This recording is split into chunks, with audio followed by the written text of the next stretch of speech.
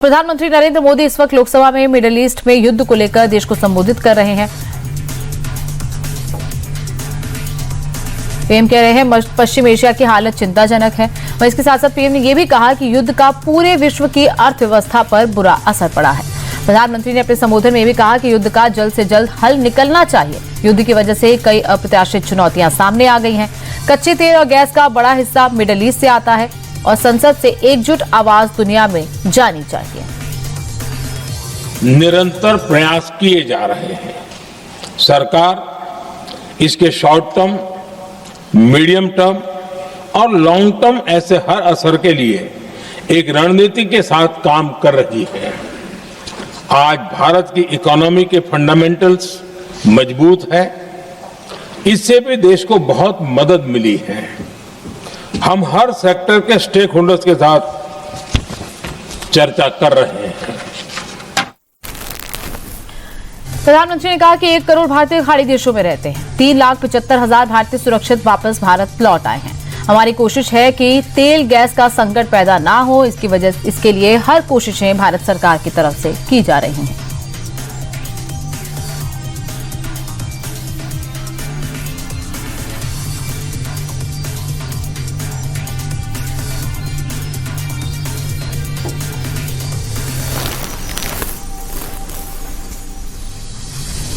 साझा प्रयासों से हम परिस्थितियों का बेहतर सामना कर पाएंगे।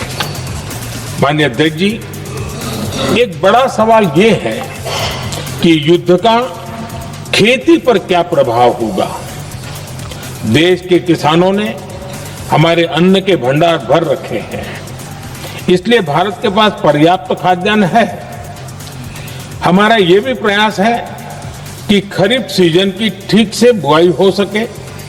सरकार ने बीते सालों में आपात स्थिति से निपटने के लिए खाद की पर्याप्त व्यवस्था भी की है।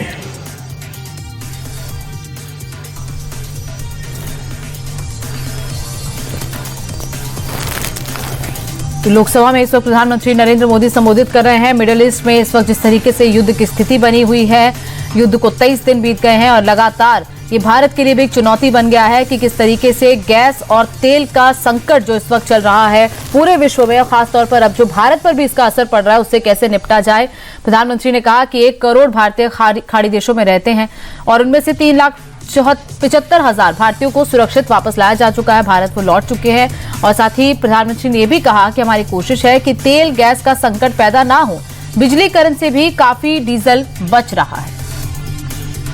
प्रधानमंत्री ने अपने संबोधन में यह भी कहा कि वैकल्पिक ईंधन पर काम करने से भारतीय का भविष्य और सुरक्षित भारत की अर्थव्यवस्था बुनियादी तौर पर मजबूत है।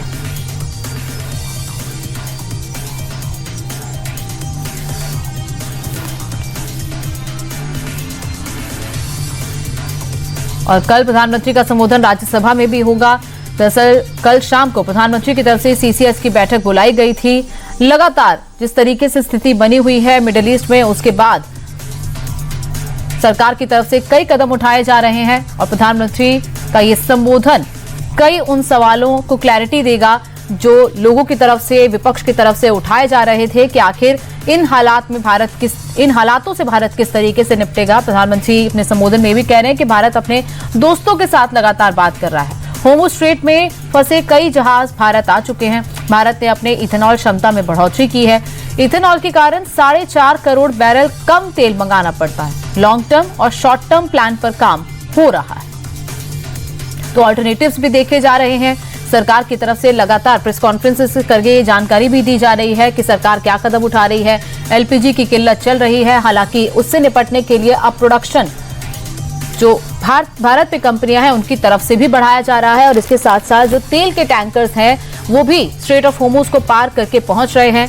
ईरान के ऑफिशियल से, ईरान की सरकार से बात करके प्रधानमंत्री की तरफ से कोशिश की गई है, सरकार की तरफ से कोशिश की गई है कि वहां से जहाज भारत निकल आए, भारत आ जाएं और इनमें से कुछ जहाज भारत पहुंचे भी हैं। प्रधानमंत्री ने भी कहा कि हम पहले 27 देशों से तेल गैस आयात करते थे, अब भारत 41 देशों से तेल और गैस आयात करता है। संख्या बढ़ा दी गई है। भारत के पास 53 लाख मीट्रिक टन का पेट्रोलियम रिजर्व है। तो क्लैरिटी दी गई है कि 53 लाख मीट्रिक टन का पेट्रोलियम रिजर्व इस वक्त भारत के पास है और भारत की पूरी कोशिश है कि तेल गैस जहां से भी मिल सके वहां से ले लें। इससे पहले मिडिल ईस्ट कंट्रीज से आयात होता था तेल और गैस, लेकिन अब उसका रेंज बढ़ाया गया है। 41 देशों से अब तेल और गैस मंगाया जा रहा है। इसमें रशिया भी इंक्लूड किया गया है और इसके साथ साथ कनाडा और बाकी कंट्रीज से भी ये तेल और गैस मंगाया जा रहा है। हालांकि जो कंट्रीज भारत की रेंज से दूर हैं वहां से आने में वक्त लगता है, लेकिन ये जहाज कुछ कुछ दिनों में पहुंच रहे हैं। इससे पहले शिवालिक, नंदा देवी, जगलाट की ये तमाम जहाज हैं जो पहुंचे थे और कल भी एक जहाज बंगलोर पोर्ट पर पहुंचा था ताकि एलपीजी और गैस की किल्लत देश में ना हो।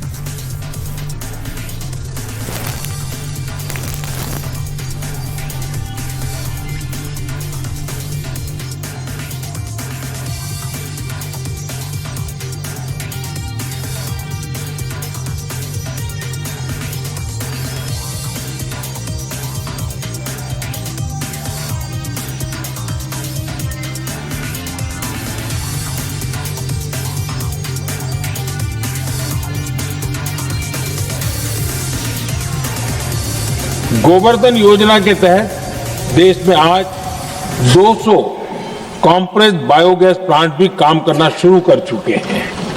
ये सारे प्रयास आज देश के बहुत काम आ रहे हैं।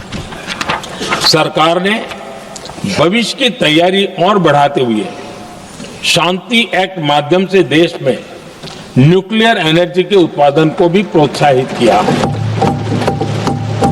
कुछ ही दिन पहले small hydro power development scheme को भी हरी झंडी दी गई है, जिससे अगले 5 वर्षों में 1500 मेगावाट नई हाइड्रो पावर कैपेसिटी जोड़ी जाएगी। आदरणीय अध्यक्ष जी, जहां तक डिप्लोमेसी की बात है, भारत की भूमिका स्पष्ट है। तो लोकसभा में इस वक्त प्रधानमंत्री नरेंद्र मोदी का संबोधन चल रहा है। पीएम ने कई बड़ी बातें अपने संबोधन में कही हैं। मिडिल ईस्ट में जो इस वक्त हालात चल रहे हैं, पश्चिम एशिया की हालत इस वक्त चिंताजनक है, प्रधानमंत्री की तरफ से कहा गया। वहीं युद्ध को लेकर पीएम ने कहा कि पूरे विश्व की अर्थव्यवस्था पर बुरा असर पड़ रहा है। युद्ध का जल्द से जल्द कोई ना कोई हल निकलना चाहिए और युद्ध की वजह से कई अप्रत्याशित चुनौतियां पूरे विश्व के सामने आ गई हैं, जिससे भारत भी अछूता नहीं है। कच्चे तेल और गैस का बड़ा हिस्सा मिडिल ईस्ट से आता है। वहीं संसद से एकजुट आवाज दुनिया में जानी चाहिए। प्रधानमंत्री ने यह भी कहा कि 1 करोड़ भारतीय खाड़ी देशों में रहते हैं, उनकी सुरक्षा को लेकर भारत चिंताजनक है और 3,75,000 भारतीय सुरक्षित वापस लौट आए हैं। पीएम ने यह भी कहा कि हमारी कोशिश है कि तेल गैस संकट ना हो। रेलवे के बिजलीकरण से भी काफी डीजल बच रहा है, यानी कि वैकल्पिक ईंधनों की अब तलाश की जा रही है। वैकल्पिक ईंधन पर काम करने से भारत का भविष्य और सुरक्षित और भारत की अर्थव्यवस्था बुनियादी तौर पर मजबूत है। ये पीएम की तरफ से क्लैरिटी लोकसभा में दी गई है। पीएम ने अपने दोस्तों को लेकर यह भी कहा कि अपने दोस्तों के साथ लगातार भारत बात कर रहा है, फिर चाहे वो ईरान हो, फिर चाहे वो खाड़ी देश हो, और इसके साथ साथ होर्मुज़ स्ट्रेट में फंसे कई जहाज भी भारत आ चुके हैं। भारत ने अपनी इथेनॉल क्षमता में बढ़ोतरी की है। इथेनॉल के कारण 4.5 करोड़ बैरल कम तेल मंगाना पड़ रहा है। लॉन्ग टर्म और शॉर्ट टर्म प्लान पर भी काम हो रहा है। अपने संबोधन में पीएम ने यह भी कहा कि पहले 27 देशों से तेल और गैस आयात होता था, अब भारत 41 देशों से तेल और गैस आयात करता है। भारत ने अपने आयात करने की रेंज को बढ़ाया है और भारत के पास जो रिजर्व है पेट्रोलियम का वो लगभग 53 लाख मीट्रिक टन है, यानी किसी तरह की किल्लत फिलहाल नहीं है। कोशिश है कि तेल गैस जहां से भी मिल सके वहां से लाया जा सके। और ये भी प्रधानमंत्री की तरफ से कहा गया कि सरकार ने खाद की भी पर्याप्त व्यवस्था की है। हमने कोरोना का असर किसानों पर नहीं पड़ने दिया था और हमने महंगे यूरिया का बोझ किसानों पर नहीं पड़ने दिया था। किसानों की बात भी प्रधानमंत्री ने की। प्रधानमंत्री ने कहा कि किसानों को made in India nano urea का विकल्प दिया गया है। देश में पर्याप्त कोयला स्टॉक भी उपलब्ध है। पावर प्लांट में कोयले का भरपूर स्टॉक है।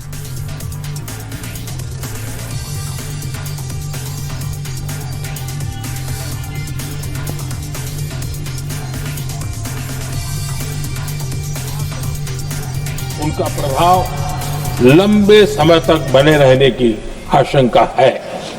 इसलिए हमें तैयार रहना होगा, हमें एकजुट रहना होगा। हम हम कोरोना के समय भी एकजुटता से ऐसी चुनौतियों का सामना कर चुके हैं।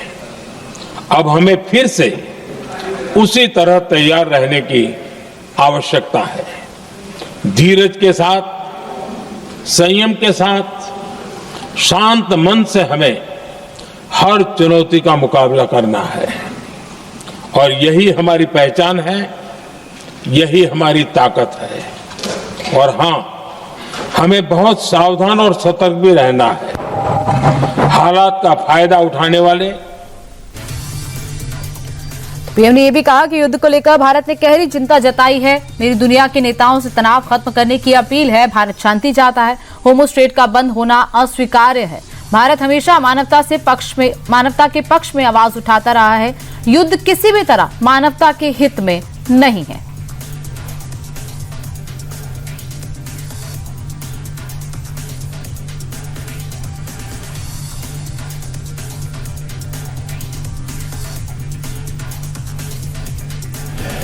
वहां त्वरित कार्रवाई होनी चाहिए।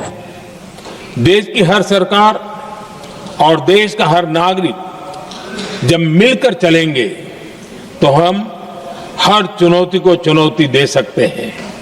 इसी आग्रह के साथ मैं अपना वक्तव्य समाप्त करता हूं। बहुत बहुत धन्यवाद। प्रधानमंत्री नरेंद्र मोदी को आपने लोकसभा में सुना। युद्ध को लेकर इस वक्त क्या स्थिति चल रही है, भारत इस वक्त वो जो सिचुएशन इस वक्त उसकी वजह से पैदा हुई है उससे किस तरीके से निपट रहा है, तेल और गैस को लेकर क्या ऑल्टरनेटिव भारत की तरफ से खोजे जा रहे हैं, उसको लेकर इस वक्त प्रधानमंत्री नरेंद्र मोदी का संबोधन आपने सुना।